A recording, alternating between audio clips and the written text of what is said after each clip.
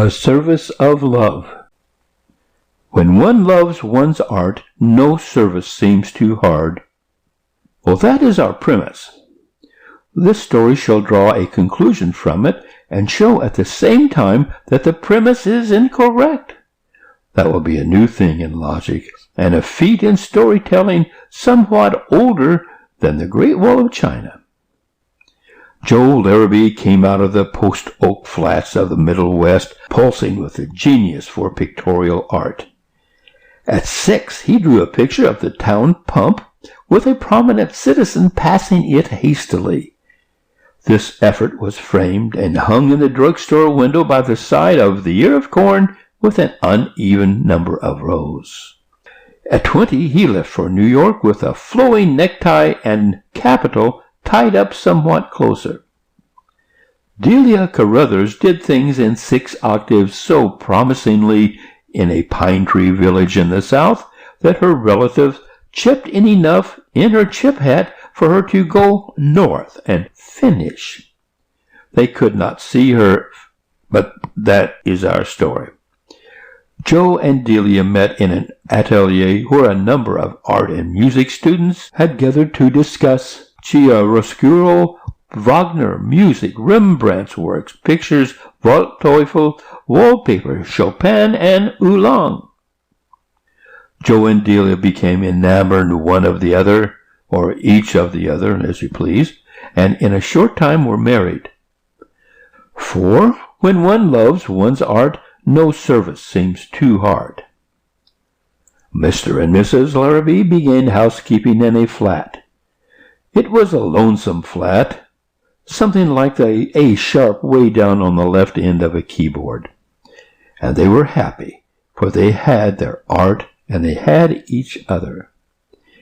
And my advice to the rich young man would be, sell all thou hast and give it to the poor janitor for the privilege of living in a flat with your art and your Delia. Flat dwellers shall endorse my dictum that theirs is the only true happiness. If a home is happy, it cannot fit too close. Let the dresser collapse and become a billiard table. Let the mantel turn into a rowing machine, the escritoire to a separate bedchamber, the washstand to an upright piano. Let the 4 walls come together, if they will, so you and your Delia are between. But if home be the other kind, let it be wide and long. Enter you at the Golden Gate, hang your hat on Hatteras, your cape on Cape Cod, and go out by the Labrador. Joe was painting in the class of the great Magister. You know his fame. His fees are high, his lessons are light, his highlights have brought him renown. Delia was studying under Rosenstock. You know his repute as a disturber of the piano keys. They were mighty happy as long as their money lasted. So is but I will not be cynical. Their aims were very clear and defined. Joe was to become capable very soon of turning out pictures that old gentlemen with thin side whiskers and thick pocketbooks would sandbag one another in his studio for the privilege of buying. Delia was to become familiar and then contemptuous with music, so that when she saw the orchestra seats in boxes unsold, she would have a sore throat and lobster in a private dining room and refuse to go on the stage. But the best, in my opinion, was the home life in the little flat, the ardent, voluble chats after the day's study, the cozy dinners and fresh light breakfasts, the interchange of ambitions interwoven each with the others, or else inconsiderable, the mutual help and inspiration, and, overlook my artlessness, stuffed olives and cheese sandwiches at 11 p.m. But after a while, art flagged. It sometimes does, even if some switchman doesn't flag it. Everything going out and nothing coming in, as the vulgarians say. Money was lacking to pay Mr. Magister and Herr Rosenstock their prices. When one loves one's art, no service seems too hard. So Delia said she must give music lessons to keep the chafing dish bubbling. For 2 or 3 days she went out canvassing for pupils. One evening she came home elated. "Joe, dear," she said gleefully, "I've a pupil, and oh, the loveliest pupil! General A.B. Pinckney's daughter on 71st Street. Such a splendid house, Joe. You ought to see the front door. Byzantine, I think you would call it.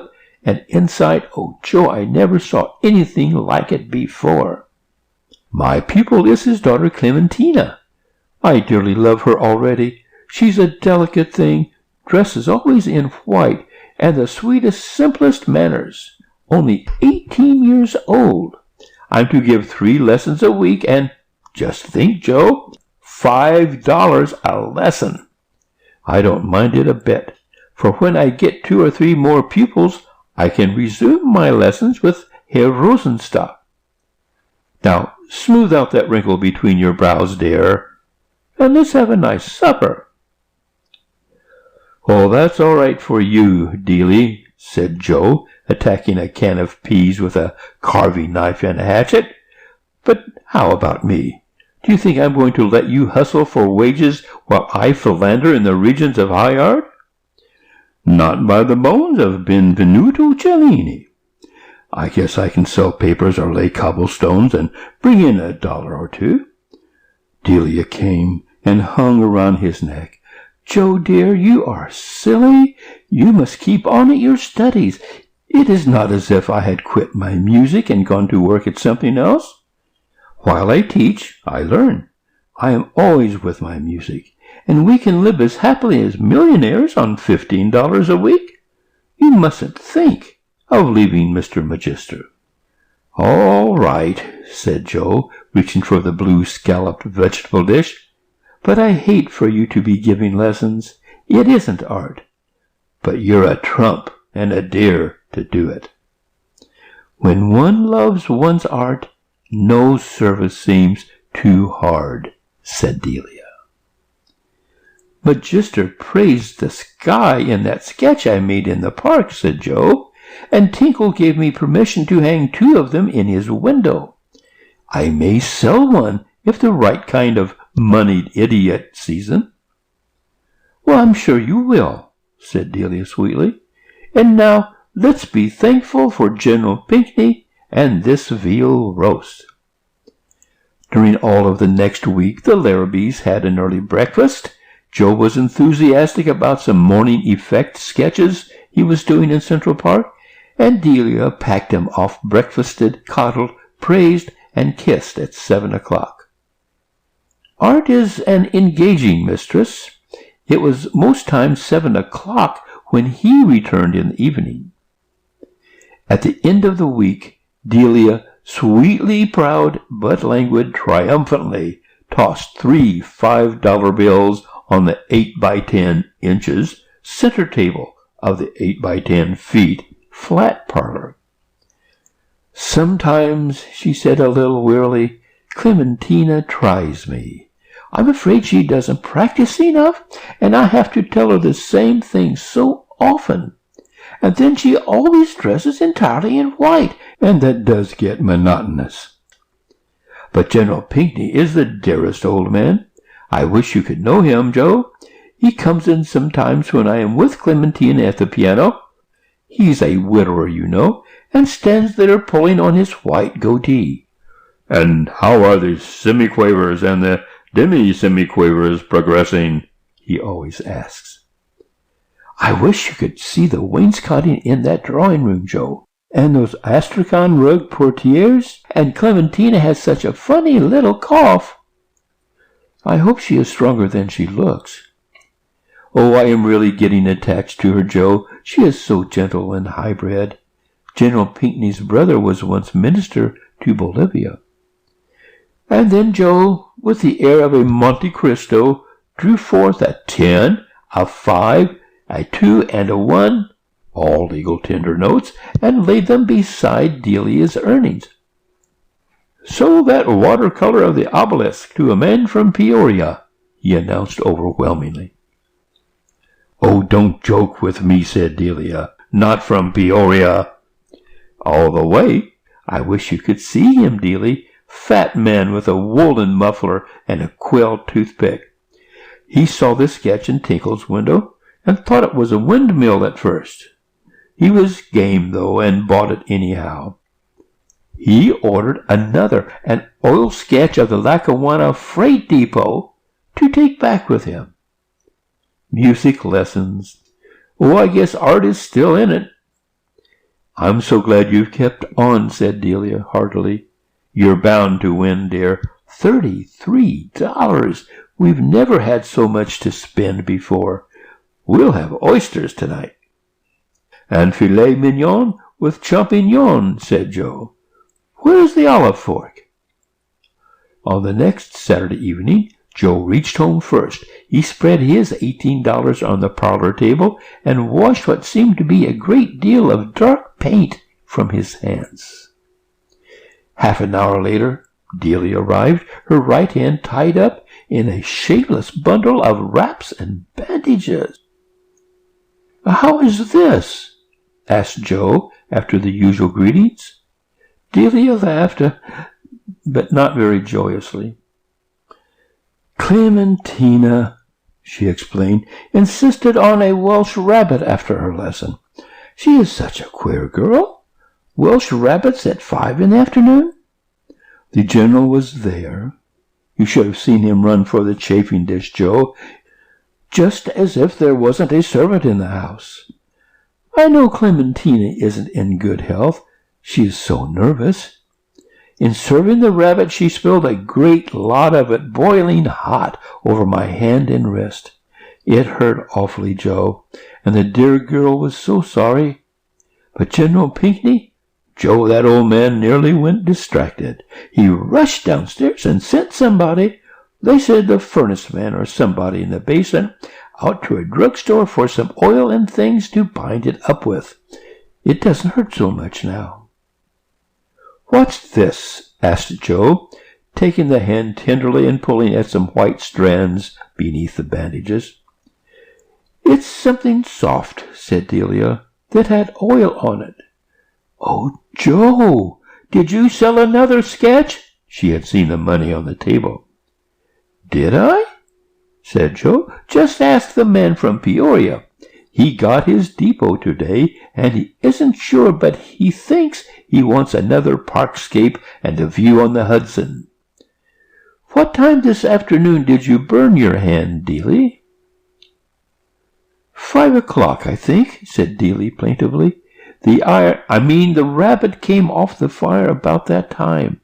You ought to have seen General Pinckney, Joe, when—" "Sit down here a moment, Dealey," said Joe.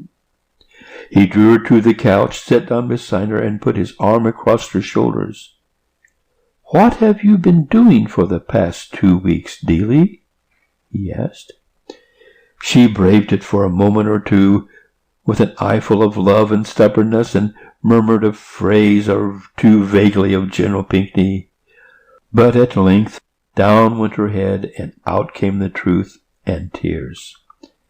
"I couldn't get any pupils," she confessed, "and I couldn't bear to have you give up your lessons, and I got a place ironing shirts in that big 24th Street laundry, and I think I did very well to make up both General Pinckney and Clementina, don't you, Joe?